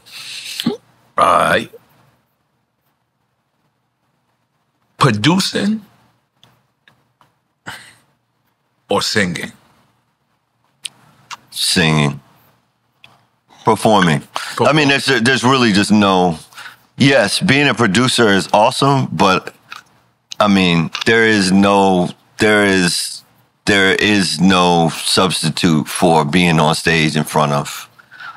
I mean, talk about it. You could be in the lab and imagine it as a producer. Yo, this is gonna be crazy at such and such. But when you do that festival, stadium, you got people jumping and singing every word back. There is no substitute for that. I always say an artist that's a producer is the most unselfish person on the planet, because in order for you to make a hit and give that shit away, especially after you know what a hit record feels like, that shit must be feeling like giving a thumb away. A limb away. Yeah.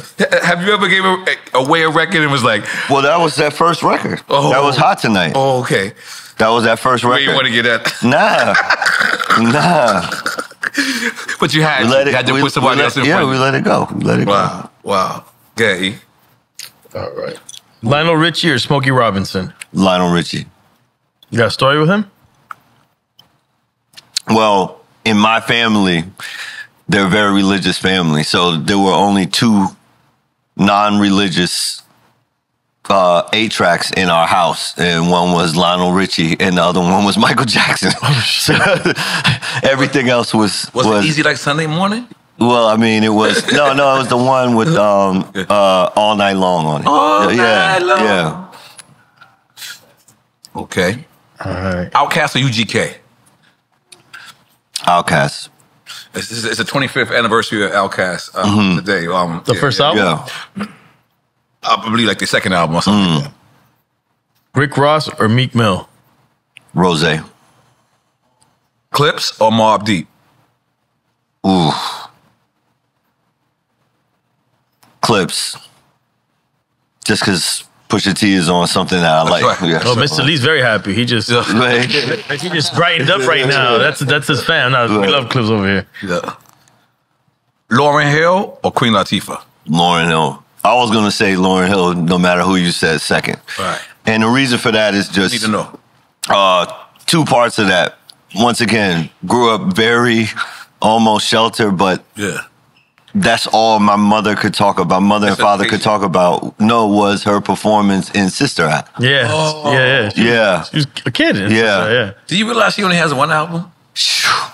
That's all you need. That's crazy. That's all you need. I never realized that. That album, when you have that, that's all you need. Well, I mean, you got to count the Fugees. Yeah. That is her album, I said too. But we didn't say the I know, Fugees. but that's another classic. Yeah, you're right. But it's all, in my opinion, that's as close... But that's almost as close to a perfect album as you can possibly get in terms of what I like. I mean, I think everybody would agree with you. I think, at least in the hip hop world, the production, the songs, the emotion. It's crazy. I was just watching. I think it must have been like an MTV Unplugged or something like that, and then she actually because one of my favorite records is the X Factor record, but then there's a clip on YouTube where she actually is freestyling at the end of it, and it's all live, and it's just that whole vibe is just. And the fact her son is out here doing this thing, killing it, a part of the Marley family, extended that, like that is greatness. Yeah. That is greatness. And that is fun. Her album is such a positive album too. Yeah. It's the last one for Quick Time with Slime. We get back into the interview. Loyalty or respect? Loyalty. Why? Elaborate. Loyalty. Well, I mean, listen, you can be respected by many, even by those who don't know you. But to have loyalty or to have true betrayal, someone really has to know you. That was hard. Yeah. He's got a flight soon. So. Okay. What time's his flight, Mr. Lee? Oh, shit. Yo, we got you drunk, man. But yo. Yeah, I'll take my last shot with you. I'll take another shot. Right. Okay. What time's his flight? 7:20. Okay. Let's talk about the wealth plan before we get up out of it. What exactly is the wealth plan? I know we touched on it a little bit earlier, but I feel like we've covered it because it's more of a concept than an actual, the wealth plan. So it's just more of the fact that we have a service that we provide, whether it's to artists, musicians, but anybody. I have folks that have been longtime fans of mine, but work at Facebook, work at Google, and they're like, "Hey, I'm the first person in my family making tech money, and I want to be that differentiator in my family for how." Our money is going to grow, and that's the crazy piece about it is you could be really smart in technology. You could be really smart in college. You could be really smart in music. You could be really smart in business, but you don't know anything about investing and how to make the money work for you and last forever and how to actually do it in the right ways with tax laws and all that kind of stuff that allows you to really live how you want to live. And for what we do at Wealth Plan, it's kind of twofold. One is just how to teach people how to invest. But number two, what is money unless you can enjoy it with the people you love when you're in the best years of your life? Because a lot of folks put a huge emphasis of retirement, et cetera. And yes, you should have a great life in your golden years, but you should have a great life now with the people you love. You know what I'm saying? And so if you know how to take a small amount of money and make it work for you so that you don't feel like I said, and we gave that example, if you want to hire your mom, that in many cases it would seem like a massive financial commitment. But if the money's doing it for you, then you can do it and actually feel great about it. You know what I'm saying? And that's really what the wealth plan actually is all about. Something I admire about you throughout all this thing that everything is going on. It's like you stay positive. Gotta be. It's not easy. That's not easy. Not always. I mean, even though you're making it seem like it's easy, and I said, through your music, like God bless me for using this term, but you remind me of the male Sade, like, you know what I'm saying? Like, I can get a massage, listen to your shit, and be cool, and still be cool. That went crazy right now. No, I'm just saying, like, it's music that make me feel good. Like, I'm not gonna listen to getting a massage. I'm listening to some smooth shit. But how do you maintain that positivity? Like, this shit is. It's crazy right now. You can say crazy things about whatever you want to say online, and you're maintaining. You're not jumping out there. You're not commenting on, whatever's happening. And the reason for it is because there actually is no better feeling than being helpful to someone. And I'm telling you, just something as simple as, if just imagine how you would feel if you in line in a Starbucks or somebody says, you know what, what are you ordering? I got you. It's something as simple as that. But on the flip side, if you're the person who's able to do that, that gives you that kind of positivity that you're able to do something for someone. And so I think really there's two parts of it. Number one, take care of yourself so that you're in a position to be helpful and of service to folks. Right. So obviously, if you're taking care of yourself, you're going to feel great, right? It's like the plane mask. You got to put it on yourself first before you even help your kids. And then number two, actually be in that spirit of service, because there is no greater reward than knowing that something that you've done is actually helpful to someone else. And that's and so that's why I have the optimism about music and technology. Right. That's why I have the optimism with, if people are not making that much money in music or that much money, period.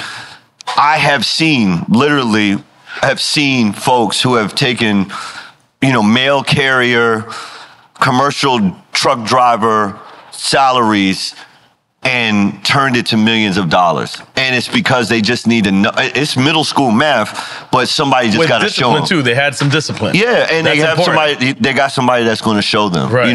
And for me, I had someone to show me. So that's really what it's about for me now, is that legacy of actually saying, and whoever wants to talk to me about it, textryan.com. Still to this day, you leave your number there, and it's my direct number. And obviously, I've got technology to, make sure that we weed out the bad actors, and we have, safeguards in there. You know what I'm saying? Bots all are but the bottom line is that there is I couldn't be at a better place, because I see every single day the impact that I'm having, and it's a real commitment to the furtherance of community, the furtherance of our culture, the furtherance of just humanity in general. Right. I know it sounds lofty, but that's like, I believe heavily in the golden rule, like do unto others how you would like to be yourself. Exactly. Like that's a basic thing that everybody should implement. Yes, So for sure. We know you gotta go, but on this day, Monday, September 23rd, at 6:23. Yeah. Do you think that we will be talking here and Diddy being in jail? Like, no. No, absolutely not. Absolutely not. Yeah. And I think really for me, it's because when I first got into the music game, we talked about Tommy Mottola. It was Tommy and Puff. Those were my mentors. Puff was on the management side. Tommy signed me as an artist on the publishing side. Puff and Gwen Niles, they managed me. But I've always been in my own insulated. I didn't see any of this going on. I literally did not see any of it. So all I saw was someone who gave me an opportunity, somebody who put me in the room with all the biggest artists. My first placement ever was on Beyonce because of this connection. Britney Spears, doing Danity Kane, singles for Loon, singles for New Edition. But that's because I basically was in my little ivory tower making stuff, sending it, and literally, incredible connections and opportunities were being created from the music. So all I needed to do was be in the music. But even today, I mean, y'all can see from even me being in Harvard that young, I never acquired a taste for alcohol, for drugs, for partying. And not to say when I got to New York, I wasn't, that's actually how I met Cassie, because I was like, yo, I'm a big producer now. I'm going to the club, whatever. You know what I'm saying? Right. But like, I have never really had that as a vice. I think I have obsessiveness in other pursuits. So I would have never, literally never. And also, folks have always talked to me and say, hey, they've asked me, hey, how do you feel? Were you heartbroken? Puff took your girl, whatever it was. And like, I understand when a story or a narrative is not for me.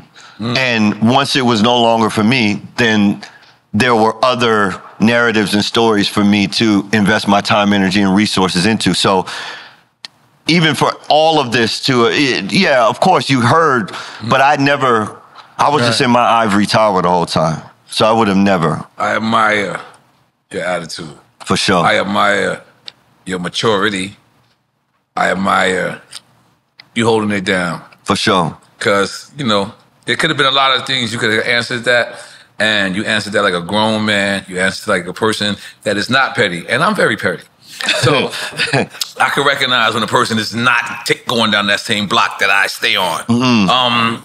But I respect that, man. I respect that, man. Thank you for being here. I know you got to catch a flight. Yes. Take a couple of pictures, get a drop, and man, yo, man, we really wanted to give you your flowers, man. Appreciate you deserve that, it, man. You deserve it because you leading the way for every artist, not just independent artists, because major artists is who find out, you know, how much are they giving 100% for and receiving so little. Right. And when, you know, I had to take me years to find out, but you leading the way and me seeing you do it in real time. Yeah.